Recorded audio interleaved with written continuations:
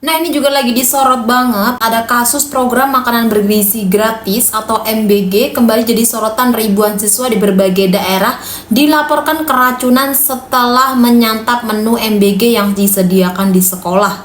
Ini memang sangat miris ya, kenapa makanan bergizi jadi makanan yang menyeramkan gitu. Ini kok bisa gitu, kasusnya itu semakin merajalela, kasus keracunan makanan ini. Coba kita simak saja videonya sebetulnya apa yang terjadi. Tapi tidak kami duga, ternyata saat ini luar biasa masalah yang terjadi. Itu sebabnya saya Ini wakil kepala Badan Gizi Nasional ya, sampai menangis kayak gini loh. Tetapi satu nyawa pun, satu anak pun sakit, itu adalah menjadi tanggung jawab kami, adalah kesalahan kami sebagai pelaksana untuk harus memperbaikinya secara total.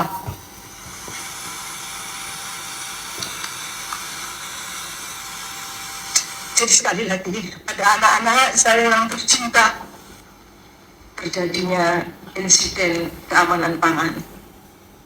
Dari 45 dapur itu, 40 dapur kami nyatakan ditutup untuk batas waktu yang tidak ditentukan. Ganti aja orang-orangnya nih, Bu. Baik investigasi maupun perbaikan sarana dan fasilitas selesai dilakukan. Lalu tadi malam kami juga sudah keluarkan surat kepada para mitra untuk kami memberikan batas waktu 1 bulan untuk melengkapi SLHS,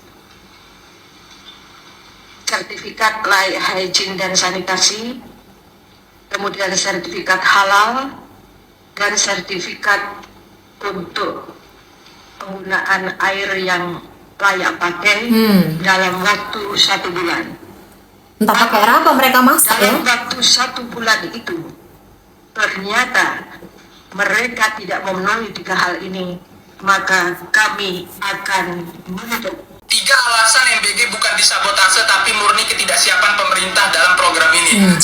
Dampak keracunan akibat MBG itu semuanya gejalanya kelihatan akibat kontaminasi makanan, bukan ada zat dari luar yang ditambah. Contohnya tuh kemarin ikan cakalang, ikan tuna juga bisa, ikan tongkol juga bisa. Itu kalau tidak disimpan di tempat yang tepat, yang dingin, suhunya tepat, itu histidin yang ada di ikan itu akan diolah oleh bakteri jadi histamin.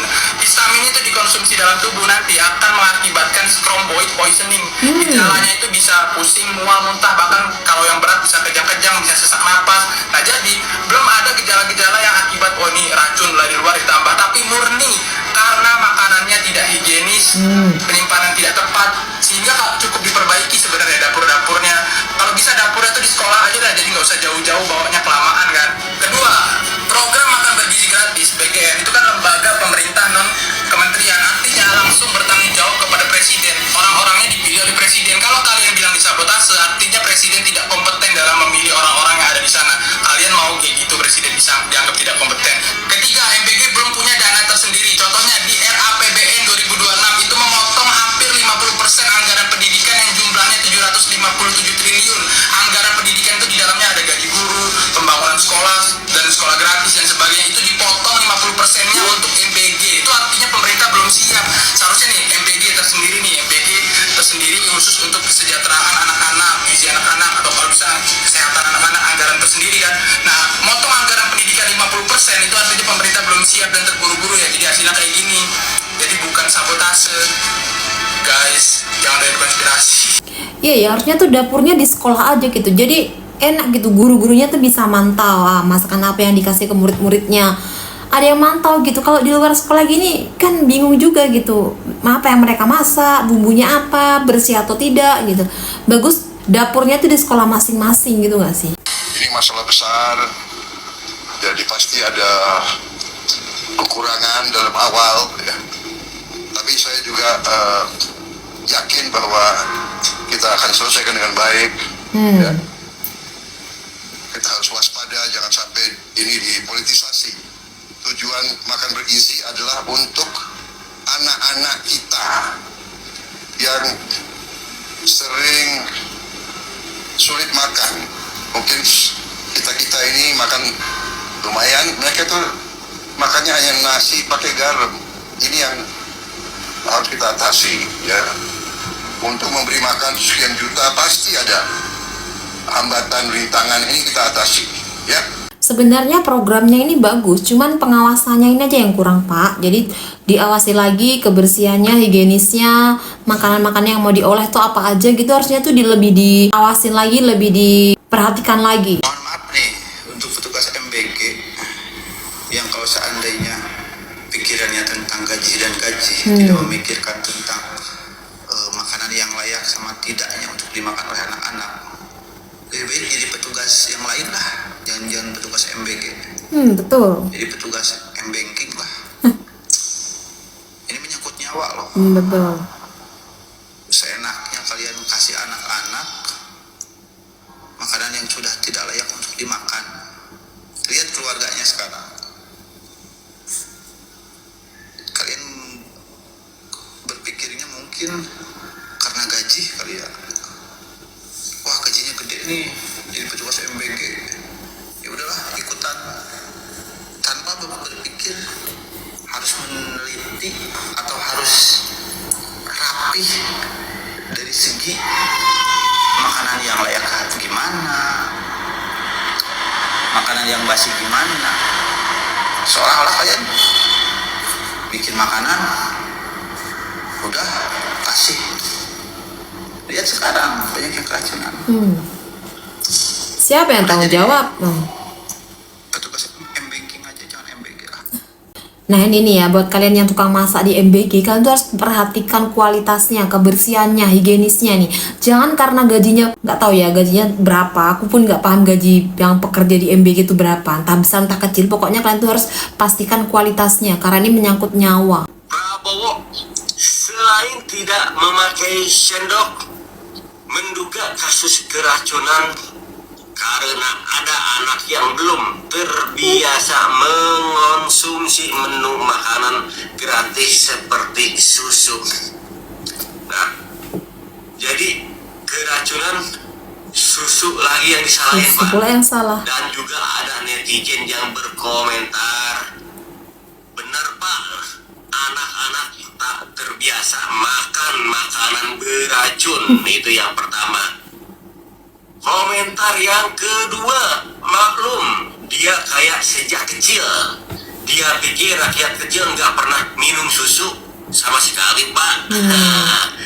Ini komenan yang ketiga, bukan mencari solusi biar MBG lebih baik lagi, malah nyalahin anak-anak nggak biasa minum susu. Aduh, nah.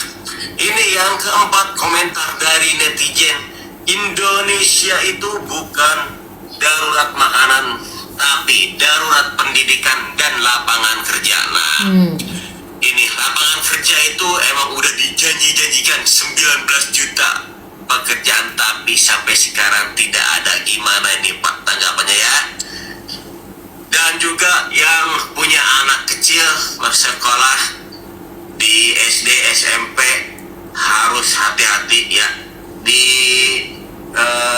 Perhatikan anak-anaknya kalau mendapatkan makanan MBG, selalu hati-hati ya. Kenapa banyak terjadi keracunan di program MBG? Menurutmu apa penyebabnya? Menurutku ada beberapa kemungkinan. Yang pertama karena adanya kontaminasi bakteri. Kontaminasi bakteri terjadi karena kebersihan yang kurang, bisa dari wadahnya, bisa dari orang yang masak, ataupun saat proses masaknya yang tidak bersih. Yang kedua karena terlalu lama disimpan dan cara penyimpanan yang tidak baik. Yang ketiga adalah karena skala masak yang terlalu besar. Yang keempat adalah kurang pengawasan.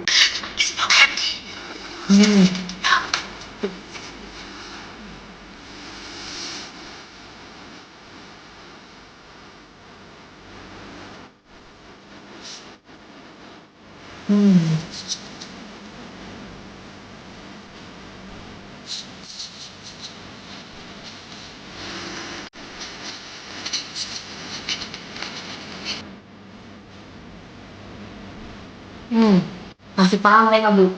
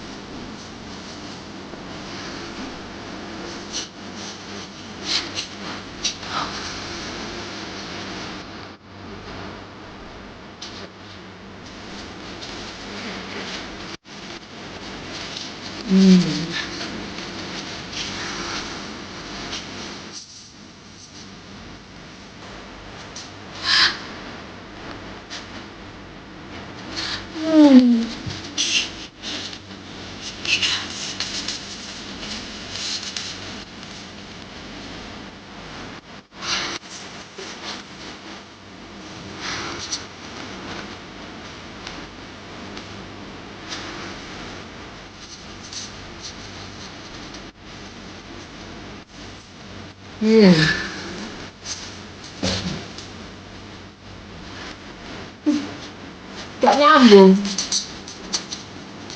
ngawur ini.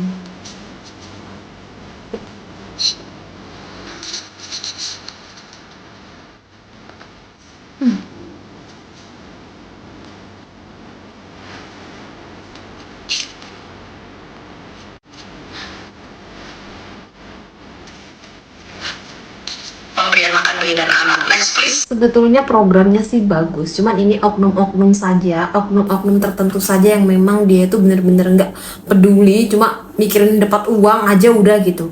Nextnya ini harusnya MBG ini dipegang sama ahli gizi ya, ahli gizi yang memang lulusan dan sangat paham tentang makanan bergizi.